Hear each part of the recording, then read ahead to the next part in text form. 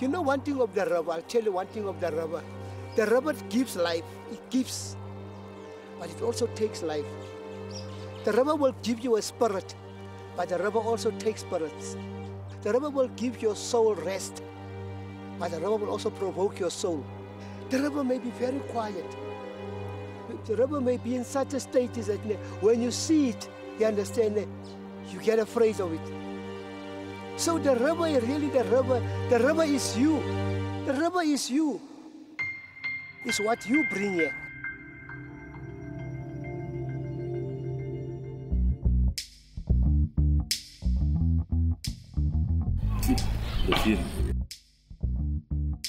Club Prefier. Not the first time Sizolika.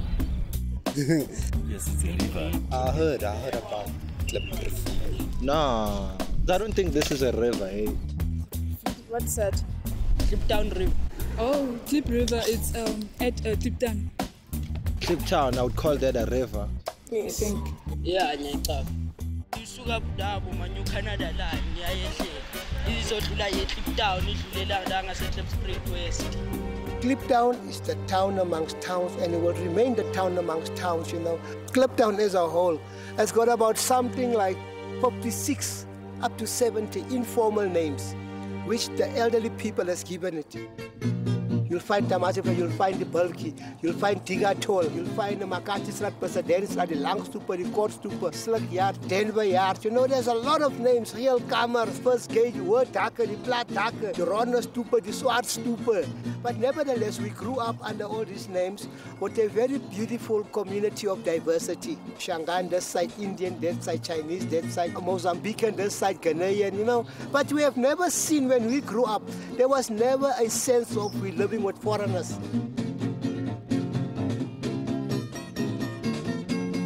Kliptown stood not for itself, but it stood for the entire country. It stood for the country. Kliptown stood for South Africans.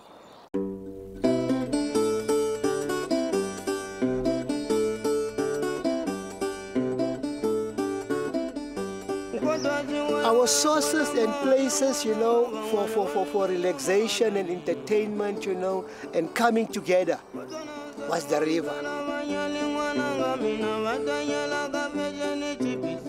know, the river was like, you know, your F&B. You know, I was so plumber, no, at the river.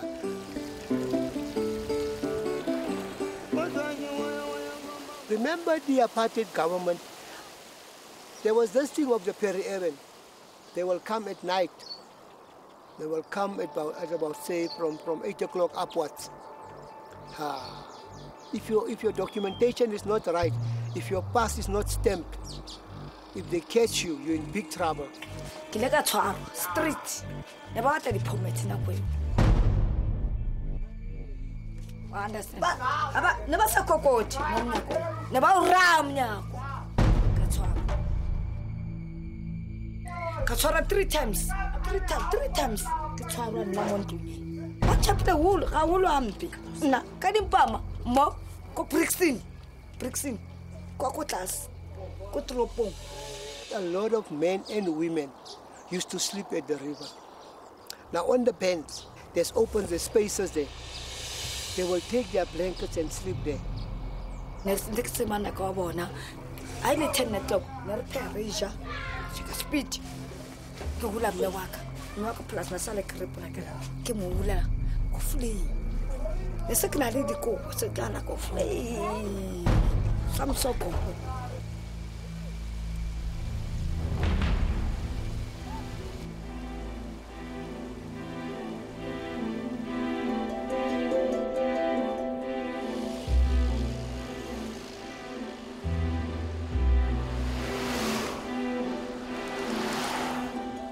Traditional healers, they will mainly come to the river, you know, to do their traditional practices. Number 1 is that, you know, they will come for water. Number 2 is that they will come for sand. Number 3, they will come for stones. Number 4 is that they will come for certain herbs which grows here, which we don't know in the river.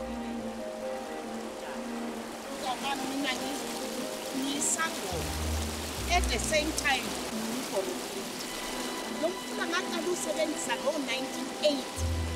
kepha ngokuthwasa kwami ngaqala emoyeni ngasebenzisa iBhayibheli wahamba isikhathi kwathi sengine-10 years lapha ngale Bhayibheli ngilekela amanzi ngisebenzisana nalo mkhulu ngoba wonke umuntu wamebeza kimi bengiza ngizomgeza kuphinde futhi lo mkhula usisize nathi abantu esesithi siqedile ngabogogo nabomkhulu kumele ukuthi lesesikhathi size sizocela silahlele imali kubaluleke futhi ukuthi sikusize nathi sizogeza imizimba yethu so lo mkhula ubaluleke angazi nje ngani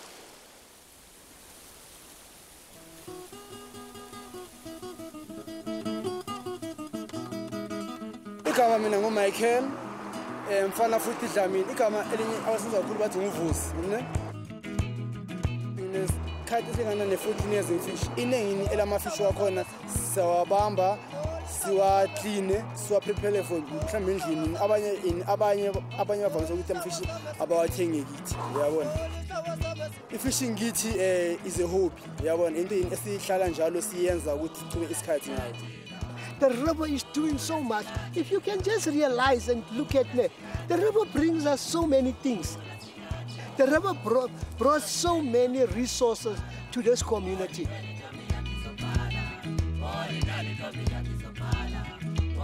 But why are we throwing our dirt in the river?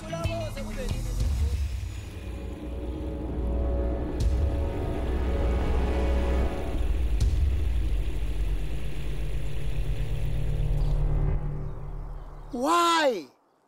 This is like it's not good. It's like it's not healthy. The stream has become very dirty. Smell it every day. Even the water has changed the coloring. You'd never want to go through past here because it's forever smelling. It's like diseases, new things up on the block. We don't even see crabs. We used to see crabs, yeah? Environment. This has to be the worst. This has to be the worst. Communities, they play a huge role in terms of polluting the system because they don't see this as a wetland, but they see this as a wasteland per se for them. Water pollution, it comes from different sources. The contamination of our waters, our streams in the township, get lots of people littering in the rivers. I've seen you throwing a bottle in there. I've seen a few people take a piss in it. It just looks dirty. 2 years back, this stream, it's really clean, very clean. Growing up, I used to come here a lot, used to play here around. The water was dangerous, but not that dangerous. But now it's super filthy. No one can play here. It's more polluted than ever now. No wonder it's sewage because sihlale sibona izinto nje eziphuma endleleni. Uzwa noma ngisemzini nje ukuphumela ngaphandle ngizwa ngalo liphuma. Sinini sibona izinja, hey.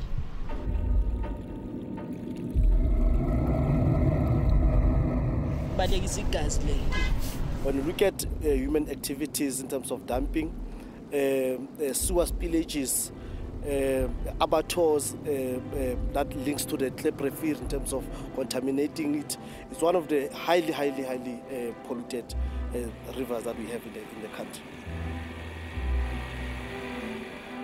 Higher up Soweto side, that in those informal settlements, many of them, or most of them, don't have proper sanitation, so you get human waste that's on the surface washing into the rivers, washing into the Klip specifically.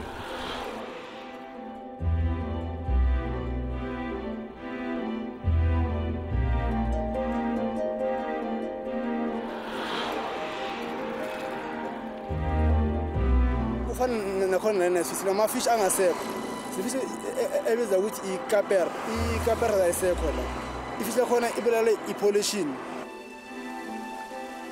angeke walethe ngoba umuntu angithi mawufake emanzini iyawagcina edethini so ukufakela umuntu inkinga yokuthi ayothulula ahlanze end of the day umuntu sekumele ayisibhedlela yiko lento siyekile ukuthi singasenzi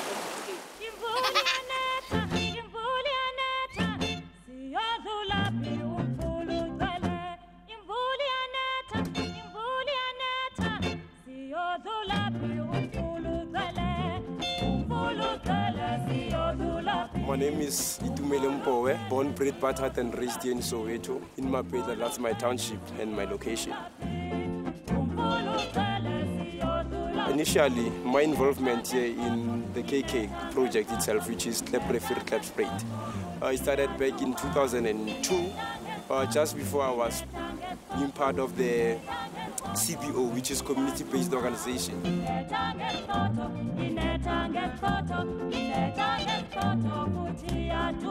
We as young people drawn from Soweto, we had passion to see to it that how best can we be part of this and how best can we contribute in terms of combating any harmful to KK. Like, it's a sensible thing. They're supposed to maintain the park.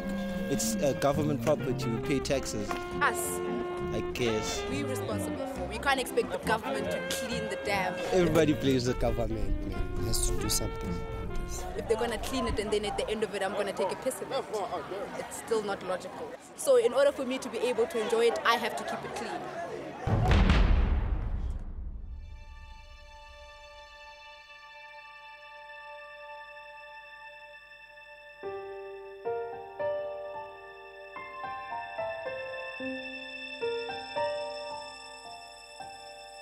The water has been held in trust by the state. It belongs to the citizens.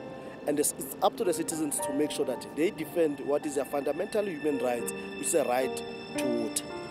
I think it's very important for all South Africans to realize that the water resources of this country belong to us. They belong to our children and the people who come after us. They belong to people we share it with.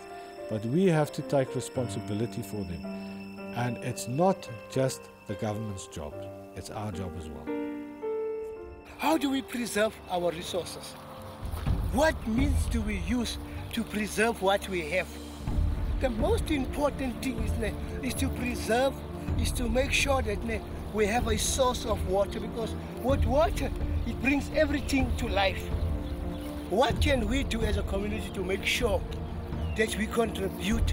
We should not wait for scientists. We should not wait for the government. We should not wait for international scientists to come in to tell us to look after our resources. We should really make sure as a community, as a country, we participate and we contribute towards the most important source, is water.